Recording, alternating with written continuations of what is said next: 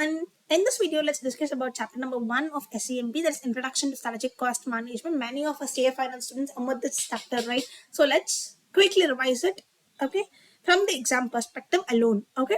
Now, the first one would be we will understanding what is the limitation of the traditional cost management, why there is a need for strategic cost management, and what is strategic cost management, and what are its components, and then we will understand how there is a strategic framework for value chain analysis and value chain approach for assessing the competitive advantage, and finally with vision, mission, and objectives. And this valuation model is omitted from the syllabus. Okay. Now, traditional cost management, as the word says, it is a traditional approach which involves allocation of cost and overheads to the production, and it focuses largely on the cost control and cost reduction, which means the entire core objective of the traditional cost management is to control the cost and reduce the cost as much as possible. And it was a short-term concept which was focusing primarily on the internal drivers, okay, and which was the cost driver here? It was basically dependent on the volume of the product which is being produced, and it was very attention seeking thing, and rather than and quite problem solving, okay. And then it was risk averse. I'm not willing to take risk, but in the current scenario where we have only those business which are risk seeking or risk having the ability to take the risk can survive now, right? In the current cutthroat competitive environment, only those business which are able to take a risk can survive. So that's where the concept of strategic cost management needed, okay. Strategic, there is a need for a strategy which is to be implied or implemented while together with the cost techniques in managing the cost, okay. Now,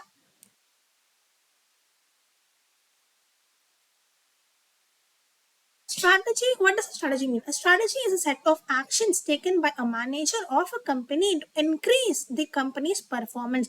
Whatever action is taken by a company's top management to increase the company's performance would be classified as strategy.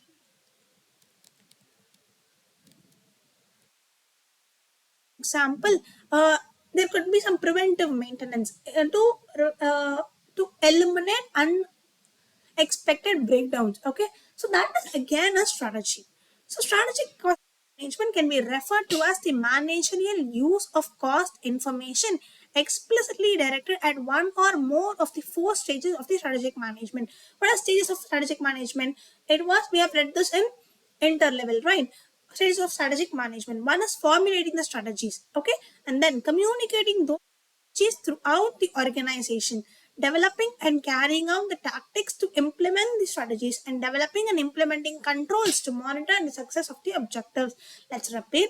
Strategic cost management can be referred to as the managerial use of cost information explicitly directed at one or more of the 4 stages of the strategic management, namely the formulating the strategies, communicating those strategies throughout the organization, developing and carrying out tactics to implement the strategies, developing and implementing controls to monitor the success of the objectives. Let's understand before moving further the limitations of traditional cost management which led to strategic cost management.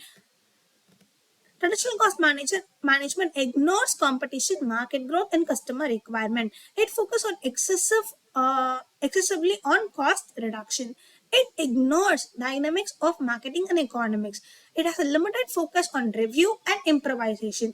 It was more a kind of reactive approach than the proactive approach. Reactive would mean once there is a problem, then I will react. There is no solution without a problem, like that it was. And it was a short-term outlook. These were the limitations of traditional cost management which led to the formulation of a concept called as strategic cost management.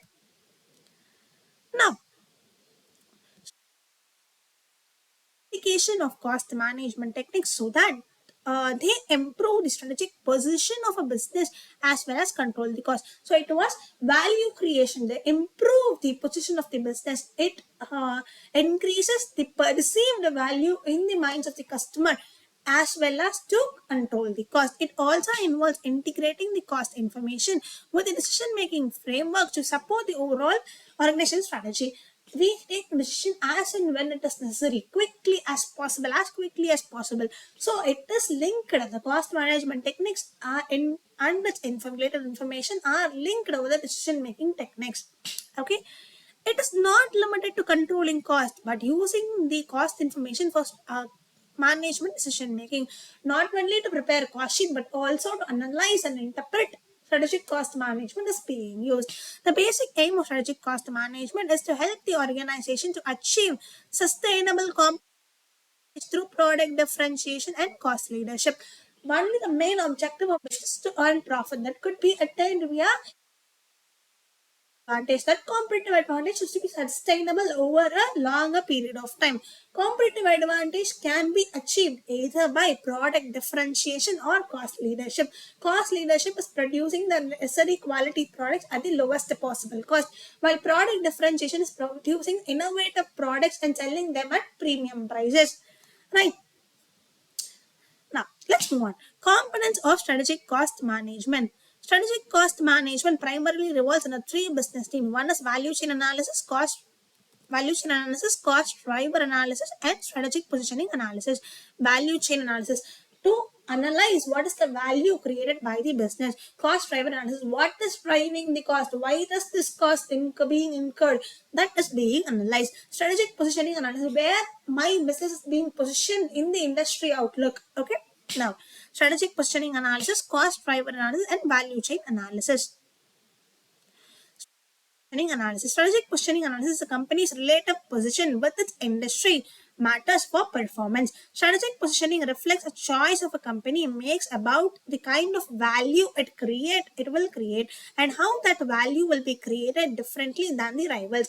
How I'm going to create a specific innovative differentiated value in the minds of the customer. The following factors affect the position of a company. What are those? Organization values is culture and system, external environment and internal environment, which consist of resources and competencies. Organization value and culture, external environment, internal environment, resource and competencies. In external environment, we use the models called Pestel and Porter's five forces. Pestel, which stands out as political, economic, social, technological, environmental, and legal factors. And Porter's five forces, we know it, right?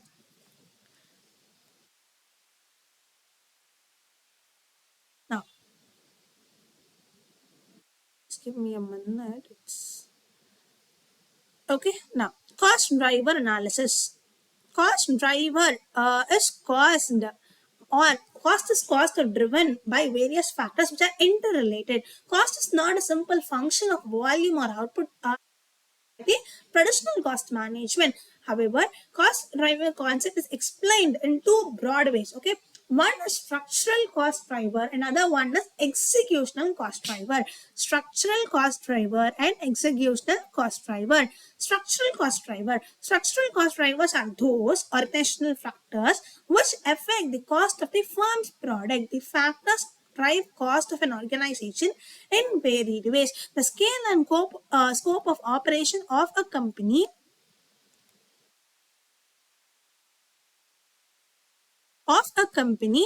will impact the cost. Okay. For example, the large scale operations is likely to give advantage of economies of scale, right? That could be a cost driver. Economies of scale given by large scale operation could be an example for structural cost driver. Now, executional cost driver. Executional cost drivers are based on the firm's operational decision on how the various resources are employed to achieve the goals and objectives. These cost drivers are determined by management style and policy, the participation of workforce towards continuous improvement, importance of total quality management, efficiency of plant layout are examples of executional cost driver.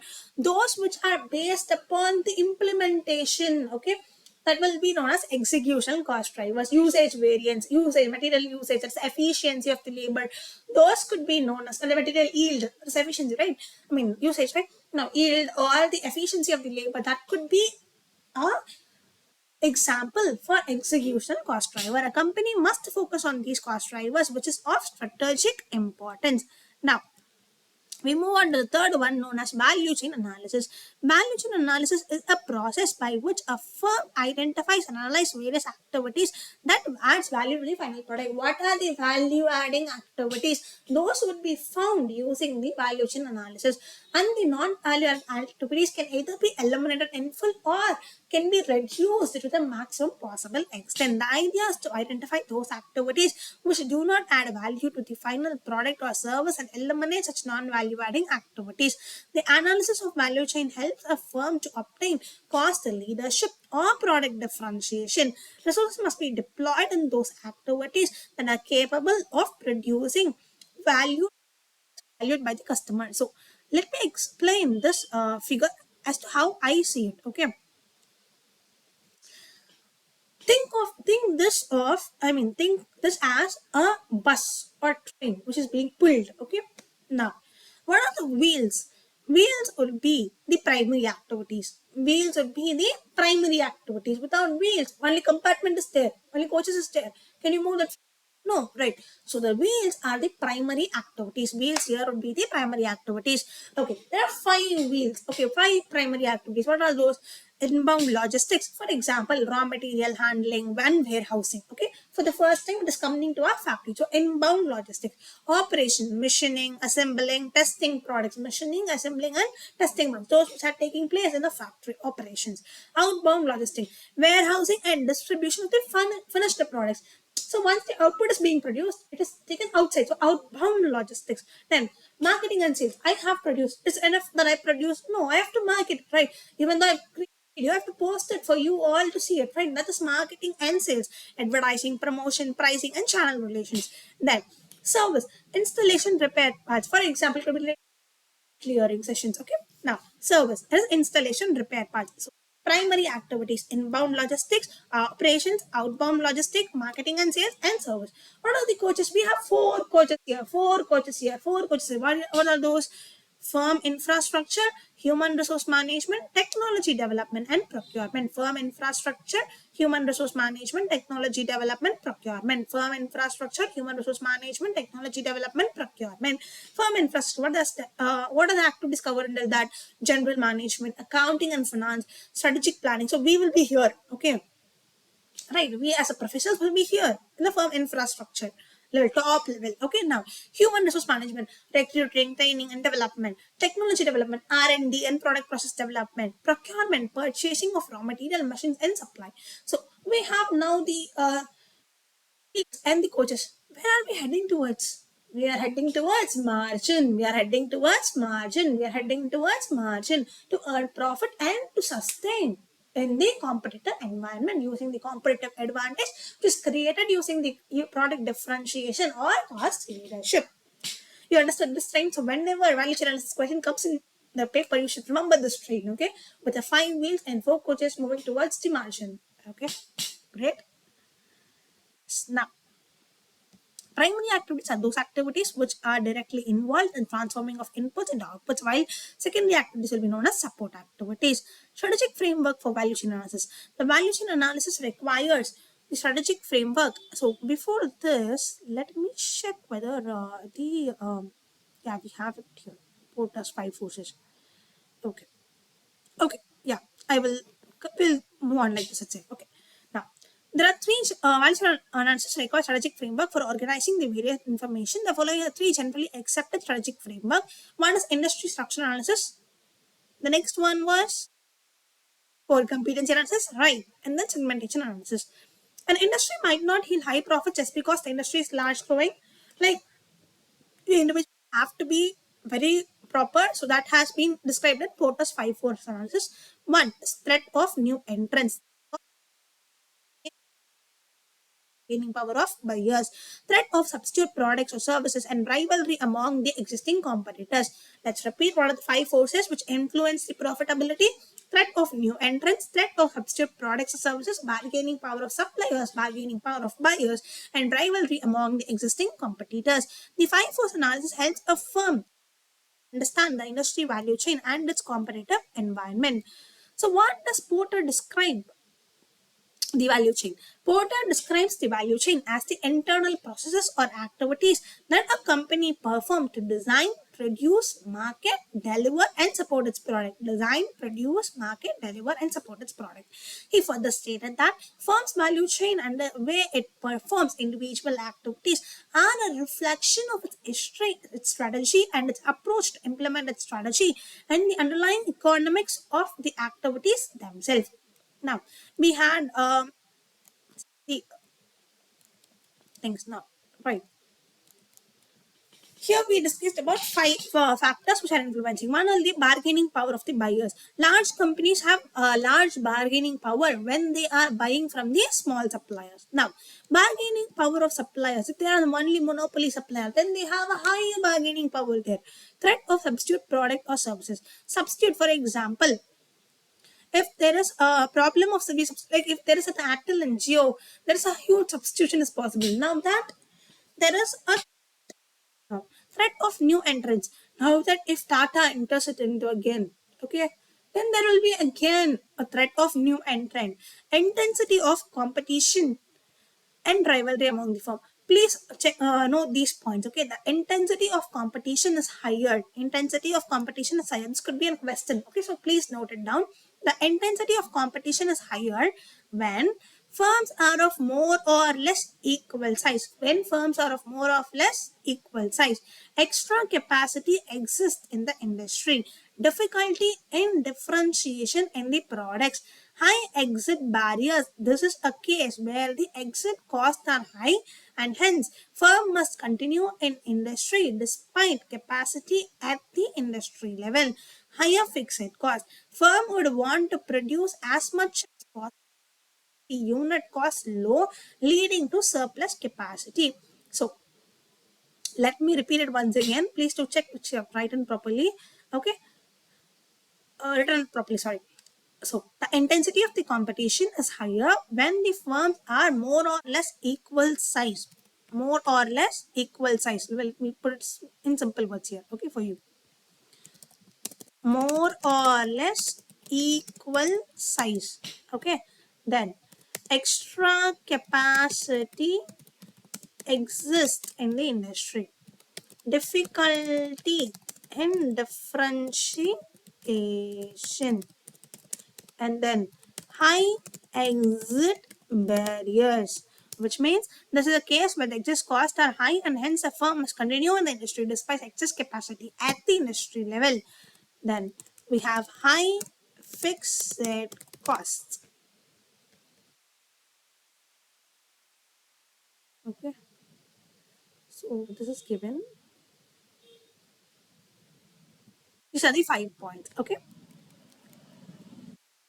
now let's move on. Core competencies analysis. Core competency is a distinctive or unique skill or technological know-how that creates distinctive customer value. A core competency is the primary source of an organization's competitive advantage.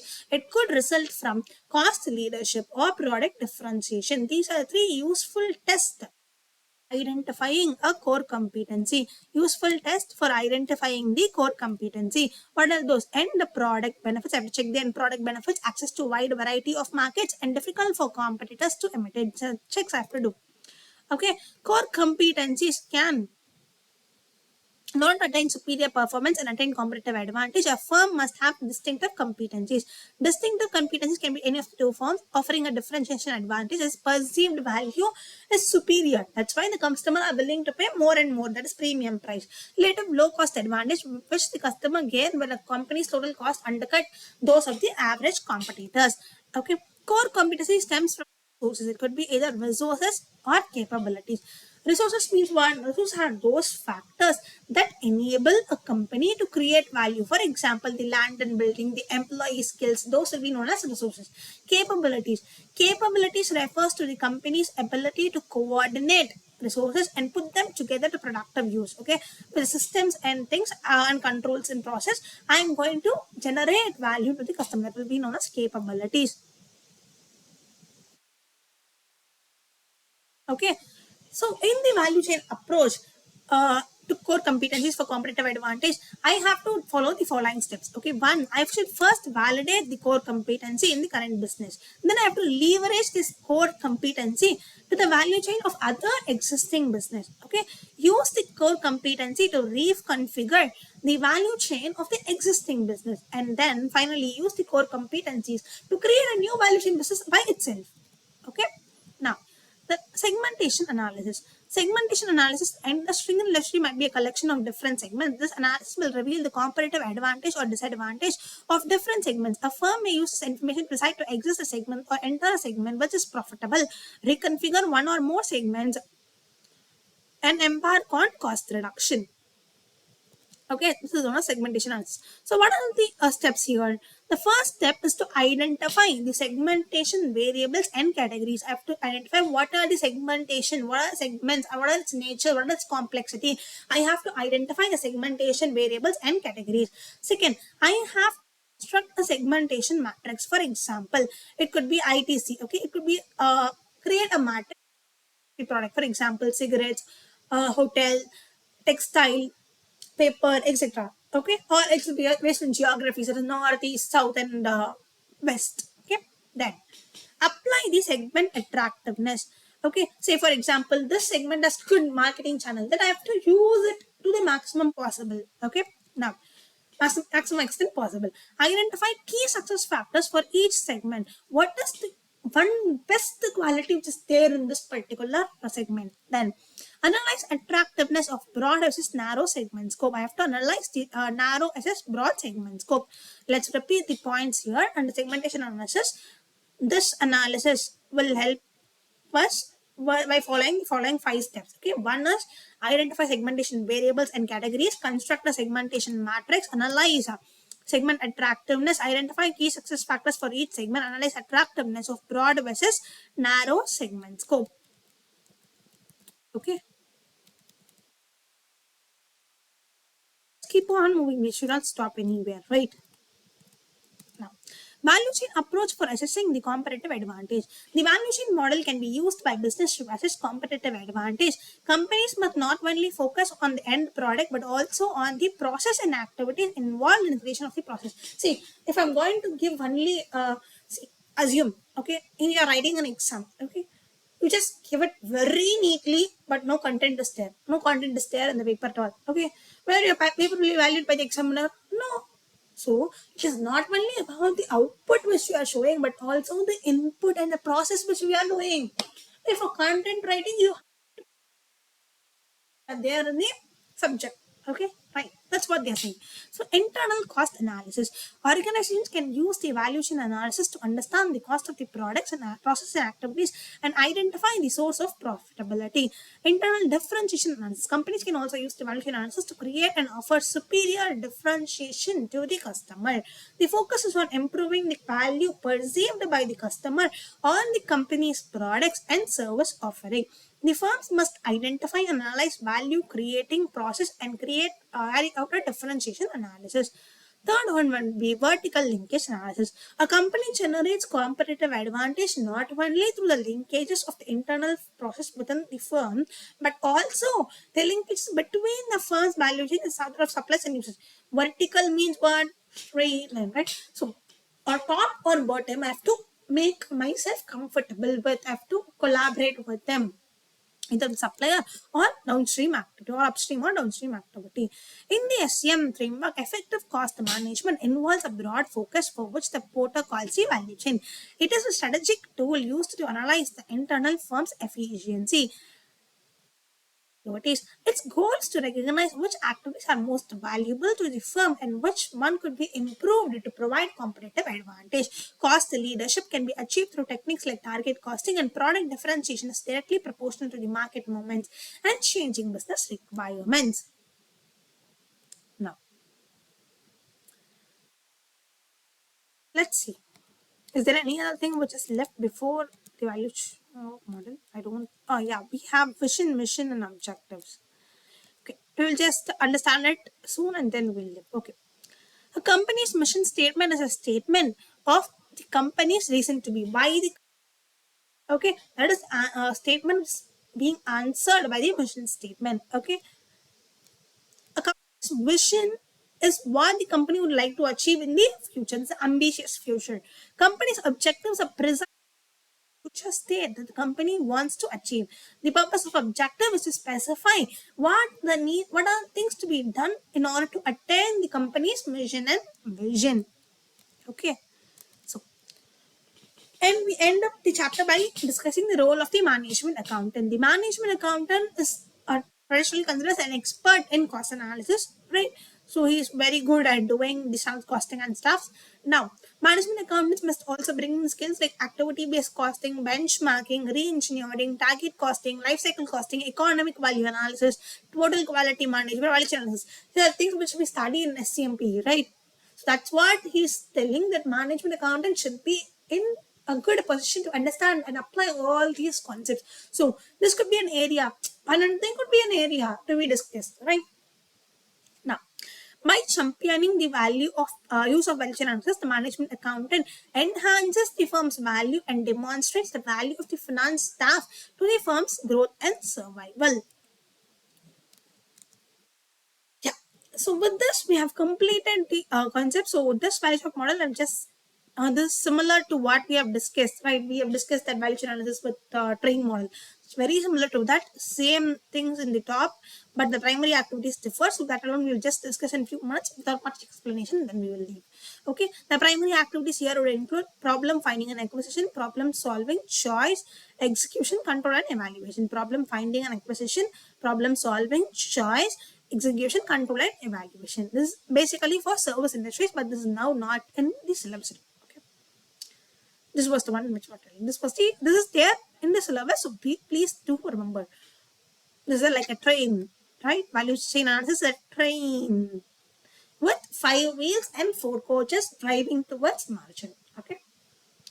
Yeah, with this, I think I have made the first chapter easy for you. If you really find it useful, please do hit the like button and share with your friends for better reach. Do subscribe and share. Thank you so much. Have a great day again. Bye bye.